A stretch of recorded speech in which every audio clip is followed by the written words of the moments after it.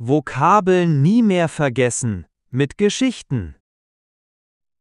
Hast du dich schon einmal gefragt, warum es so schwer ist, eine Liste mit Vokabeln im Kopf zu behalten, aber so leicht, dich an eine Geschichte aus deiner Kindheit zu erinnern? Der Grund ist einfach: Unser Gehirn liebt Geschichten. Wenn du eine isolierte Liste lernst, der Tisch, der Stuhl, das Fenster, wirken die Wörter leblos, wie zufällige Zahlen. Dein Gehirn hat keinen Grund, sie zu behalten. Aber wenn du eine kleine Geschichte baust, der Tisch steht am Fenster, auf dem Stuhl sitzt eine Katze, plötzlich haben die Wörter einen Platz, eine Bedeutung, ein Bild. Geschichten verknüpfen Wörter mit Emotionen, Bildern und Situationen. Und genau diese Verknüpfungen machen das Gedächtnis stark. In diesem Video zeige ich dir, wie du Geschichten und Erzählungen nutzen kannst, um Vokabeln im Deutschen nicht nur schneller zu lernen, sondern auch dauerhaft zu behalten. Es ist eine der ältesten Lernmethoden der Menschheit und gleichzeitig eine der effektivsten. Um zu verstehen, warum Geschichten so mächtig sind, müssen wir kurz ins Gehirn schauen. Unser Gedächtnis funktioniert nicht wie ein Wörterbuch, das Wörter in alphabetischer Reihenfolge speichert. Es funktioniert wie ein Netzwerk. Jedes neue Wort wird mit Bildern, Gefühlen und Erfahrungen verknüpft. Wenn du nur der Tisch lernst, bleibt das Wort isoliert, ein schwacher Knoten im Netz. Wenn du aber an den Tisch denkst, an dem du jeden Morgen frühstückst, wird das Wort sofort mit Geruch, Geschmack, Licht, Stimmen und Emotionen verbunden. Und genau hier liegt die Stärke von Geschichten. Sie schaffen Zusammenhänge. Eine Vokabel allein ist abstrakt. Eine Vokabel in einer Geschichte ist lebendig. Zudem lieben wir Emotionen. Ein spannender Moment wird besser gespeichert als eine langweilige Liste. Ein lustiger Satz bleibt länger im Kopf als eine trockene Definition. Eine persönliche Erinnerung ist stärker als jede Regel. Darum nutzen gute Lernmethoden Geschichten, weil sie Sprache ins Leben holen. Wenn du Vokabeln mit Bildern und Emotionen verbindest, speicherst du sie nicht nur im Kopf, sondern auch im Herzen. Und genau das macht sie unvergesslich. Um zu verstehen, warum Geschichten so mächtig sind, müssen wir kurz ins Gehirn schauen. Unser Gedächtnis funktioniert nicht wie ein Wörterbuch, das Wörter in alphabetischer Reihenfolge speichert. Es funktioniert wie ein Netzwerk. Jedes neue Wort wird mit Bildern, Gefühlen und Erfahrungen verknüpft. Wenn du nur der Tisch lernst, bleibt das Wort isoliert, ein schwacher Knoten im Netz. Wenn du aber an den Tisch denkst, an dem du jeden Morgen frühstückst, wird das Wort sofort mit Geruch, Geschmack, Licht, Stimmen und Emotionen verbunden. Und genau hier liegt die Stärke von Geschichten. Sie schaffen Zusammenhänge. Eine Vokabel allein ist abstrakt. Eine Vokabel in einer Geschichte ist lebendig. Zudem lieben wir Emotionen. Ein spannender Moment wird besser gespeichert als eine langweilige Liste. Ein lustiger Satz bleibt länger im Kopf als eine trockene Definition. Eine persönliche Erinnerung ist stärker als jede Regel. Darum nutzen gute Lernmethoden Geschichten, weil sie Sprache ins Leben holen. Wenn du Vokabeln mit Bildern und Emotionen verbindest, speicherst du sie nicht nur im Kopf, sondern auch im Herzen. Und genau das macht sie unvergesslich. Menschen haben schon Geschichten erzählt, lange bevor sie lesen und schreiben konnten. Warum? Weil unser Gehirn Sprache in Szenen und Bildern speichert, nicht in trockenen Regeln. Wenn du hörst, der Hund läuft durch den Garten. Sofort siehst du einen Hund, einen Garten, vielleicht hörst du sogar Schritte auf dem Gras. Die Sonne geht unter und das Kind isst ein Eis. Schon taucht ein Bild auf, Himmel, Farben, das Lächeln eines Kindes.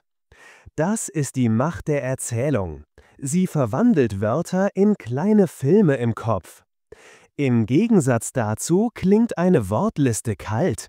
Hund gleich Dog, Garten gleich Garden, Laufen gleich Run. Dein Gehirn hat keine Szene, keine Emotion, nichts, woran es sich festhalten kann. Eine Erzählung dagegen hat Figuren, Menschen oder Tiere, mit denen du dich identifizieren kannst. Handlungen, Bewegungen, die das Bild lebendig machen. Emotionen, Freude, Überraschung, Spannung, die das Gedächtnis verstärken. Wenn du also Vokabeln in Geschichten einbindest, lernst du sie nicht nur rational, du erlebst sie. Und alles, was wir erleben, bleibt tiefer in uns gespeichert. Lass uns praktisch werden. Stell dir vor, du willst diese 5 Wörter lernen. Der Schlüssel, die Tür, verlieren, suchen, finden. Wenn du sie als Liste lernst, vergisst du sie schnell. Aber in einer kleinen Geschichte bleiben sie hängen. Anna verliert ihren Schlüssel. Sie sucht ihn überall, unter dem Tisch, hinter der Tür, sogar im Kühlschrank.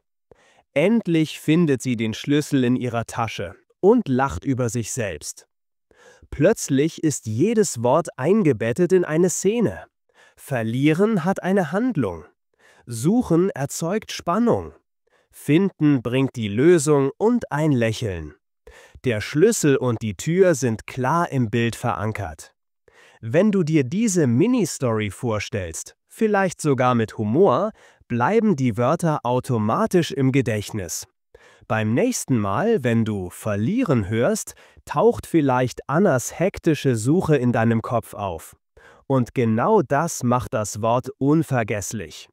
Jetzt ein zweites Beispiel, diesmal mit Emotionen, denn Gefühle machen Erinnerungen noch stärker. Nehmen wir diese Wörter: der Brief, warten, glücklich, traurig, ankommen. Hier ist die Geschichte. Paul wartet jeden Tag am Fenster. Er hofft auf einen Brief von seiner Freundin, die weit weg wohnt. Ein Tag vergeht, 2 Tage, 3 Tage, kein Brief. Paul ist traurig. Doch am 4. Tag kommt endlich ein Brief an. Paul reißt den Umschlag auf, liest die Zeilen und sein Herz wird glücklich. Was passiert hier? Der Brief wird zu etwas Wertvollem, voller Bedeutung. Warten erzeugt Spannung, fast ein Ziehen im Herzen. Traurig und glücklich sind starke Gefühle, die sofort Bilder und Empfindungen hervorrufen. Ankommen ist der Moment der Auflösung, das Happy End. Weil die Geschichte Emotionen weckt, speicherst du die Wörter tiefer. Beim nächsten Mal, wenn du Ankommen hörst, erinnerst du dich vielleicht an Paul am Fenster. So nutzt du nicht nur Sprache, sondern auch Gefühl. Und genau das macht den Unterschied zwischen kurz merken und für immer behalten. Jetzt fragst du dich vielleicht, wie baue ich selbst solche Geschichten? Es ist einfacher, als du denkst. Und du brauchst keine literarischen Fähigkeiten, nur ein bisschen Kreativität. Hier ein Schritt-für-Schritt-Plan. Erstens, wähle 3-5 neue Wörter. Nicht zu viele auf einmal, sonst verlierst du den Überblick. Zweitens, bestimme Figuren. Es reicht eine Person oder ein Tier. Hauptsache, jemand handelt. Drittens, setze die Wörter in eine Handlung. Frag dich, was kann mit diesen Dingen passieren? Zum Beispiel Schlüssel, Tür, verlieren, suchen, finden. Viertens, baue Spannung oder Emotion ein. Eine kleine Überraschung, ein Missgeschick, ein Happy End. Je mehr Gefühl, desto besser erinnert dein Gehirn die Wörter. 5. Erzähle die Geschichte laut. Sprich sie in deinen eigenen Worten. Es muss nicht perfekt sein. Hauptsache, du erlebst die Szene im Kopf. 6. Wiederhole regelmäßig.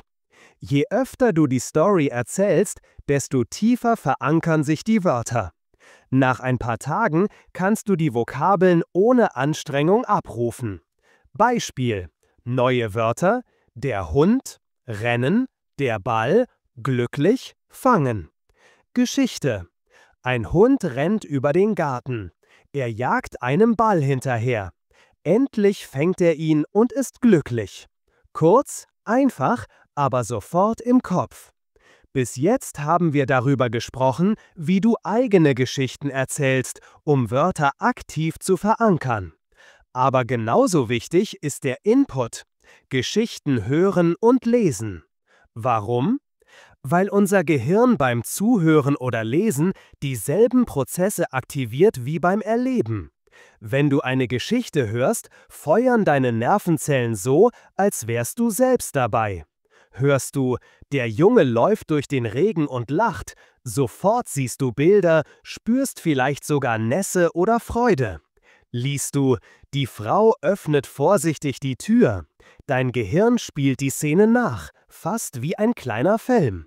Darum sind Geschichten als Input so stark, authentisch. Sie bringen Wörter in ihrem natürlichen Umfeld.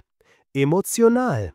Du merkst dir leichter, was Spannung, Humor oder Gefühl auslöst. Wiederholbar. Hörst du eine Geschichte mehrfach, verankern sich Strukturen tiefer. Praktische Tipps: Hör Hörbücher oder Podcasts mit einfachen Geschichten. Lies Kinderbücher. Sie sind voller klarer Szenen und einfacher Sprache. Pausiere und sprich einzelne Sätze nach. So verbindest du Hören, Lesen und Sprechen. So baust du dein Vokabular nicht auf leeren Listen auf, sondern in echten, lebendigen Kontexten. Vielleicht denkst du: aber was, wenn meine Geschichte unlogisch oder sogar falsch ist? Die gute Nachricht: das macht nichts. Sie hilft trotzdem. Unser Gehirn merkt sich Dinge nicht, weil sie korrekt sind, sondern weil sie auffallen. Eine verrückte, absurde oder lustige Geschichte bleibt oft besser hängen als eine perfekte. Beispiel: Du willst die Wörter die Katze, der Hut, tanzen, die Lampe fallen lernen. Liste: Katze, Hut, tanzen, Lampe, fallen. Schwer zu merken. Geschichte: Die Katze setzt sich einen Hut auf, tanzt unter der Lampe, bis sie umfällt. Unlogisch? Ja. Unvergesslich? Auch ja. Der Trick ist: je ungewöhnlicher, desto stärker das Gedächtnis. Darum funktionieren auch Eselsbrücken. Sie sind oft albern, aber genau deshalb behalten wir sie. Wichtig ist nicht, dass die Geschichte realistisch ist.